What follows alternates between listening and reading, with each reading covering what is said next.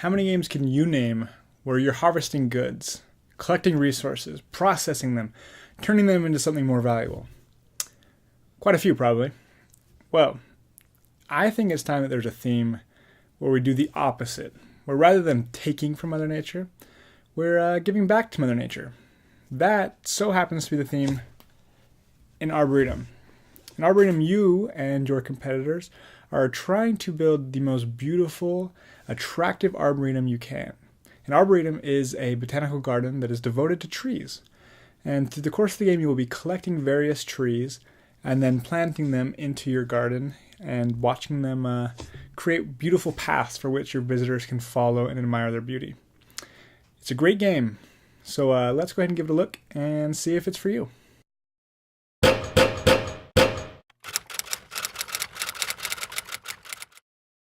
Okay, so what do you get in Arboretum? Well, you get, as you guessed it, trees. You get, to be more specific, 10 different types of trees, ranging from oak to magnolia to olive to maple, lilac, willow, and even more. So these cards are numbered from 1 to 8.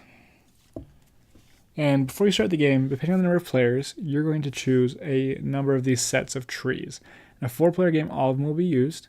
In a 3-player game, you will remove 2 of them. And in a 2-player game, you will remove 2 more, making it 4 sets of cards.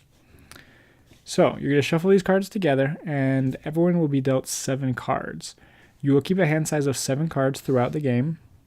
And then in the middle of the table will be a draw pile, and around it, each player will have their own discard pile. So when it's your turn, you will choose where you would like to draw a card from. You are welcome to draw from the top of the deck or from someone's discard pile. So you'll be drawing 2 cards. So the first card I draw could be from the top of the deck, and the second card could be from this player's discard pile. I'll add those cards to my hand, and then it'll be my turn to play cards into my Arboretum. So here you can see a fairly developed Arboretum that I already have in play. So what you're trying to do as you play these cards to your Arboretum is create paths of ascending values. So you can see here I've got a path that starts with this 1 willow, continues up to the 2, through the 4 and 5 olive trees, to an 8 willow.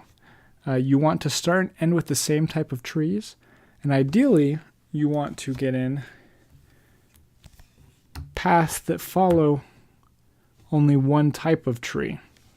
Because for every card in your path, you will score a point. And if it starts with a 1, you'll score an additional point. And if it ends in an 8, you score 2 additional points. But rather than only scoring 5 points here, because all these cards match, having 4 or more, you will get double. So that would be 10 points rather than 5. And you can also see I would also enjoy scoring my maple trees because I have 1, 2, 3, 4, 5 points, 6 points there with my maples. Okay, so the reason you're adding cards into your Arboretum is to score points, correct? Well, before you're able to score the points for the paths you've created in your Arboretum, you have to earn the right to do so. So at the end of the game, when the draw deck is empty, everyone will reveal the cards they had left in their hand. And we'll see who earns the right to score each type of tree in the game. So as you can see here, this is my hand to end the game. When it comes time to see who gets to score the willow tree, we'll look and see, and I here have 1, 4, and 7, so a total of 12 value in willows. If I have the highest value of willows in my hand, I earn the right to score my willow path. And same goes for my magnolias and whatnot. So you're trying to collect cards that not only will allow you to score, but cards that hopefully will prevent your opponent from scoring their paths. So I may not even have any of these magnolia trees, but to me it's worth it to collect those cards to make sure the player to my left doesn't get a chance to score their large magnolia path. And when it comes to scoring these cards here, you may try and hang on to an 8 to prevent someone else from scoring or to guarantee that you score, but an 8 can be canceled by a 1 of the same suit if someone has that. So if I'd kept this 8 here, but someone else had the 1 for the cassia tree, my 8 basically becomes a 0 when it comes to seeing who can score that. And then whoever's the most points for the paths they've created wins. So there you have it. That's Arboretum. It's really pretty simplistic when you get down to it. You get a large deck of cards and that's it. But what this so-and-so card game does is something that I just have the utmost admiration for. This is by far one of my favorite games I've ever played. It's one that I will keep and never get rid of. And I highly recommend it to anyone and everyone. Let's start with why I love this game so much. First is how simple your actions are, but how deep your decisions need to be. On your turn, you're doing such simple things as drawing cards, playing a card, and discarding a card. And therein is teaching half the game. But the decisions you're forced to make as you take those actions are what really makes the game interesting. So when you're drawing cards, do you draw off the top of the deck blindly to maybe speed up the game a little bit and hope you get what you need? Or do you take one of those face-up cards and prevent your opponent from getting a card that you know they need, but that maybe you don't need? So you're faced with this decision of what card to draw. After that, you have to play a card. First, where do you play that card in your Arboretum? How is this card going to benefit your path you're trying to create for a particular type of tree? And then next, do you skip around? Are you trying to get that big card down so that you can get that nice long path? Or do you hang on to that card to guarantee you, or at least hope that you're guaranteed, the opportunity to score that type of tree and play one of the smaller numbers in that tree type? Also a tough decision. But when all is said and done, my favorite decision you're forced to make in this game is discarding at the end of your turn. So you sit there, you've played, you've drawn, and you've got this hand of cards, right? And you're looking through it, and you don't want to discard any of them. Because, well, this card here, you're keeping that so your opponent can't score their largest path. That one as well.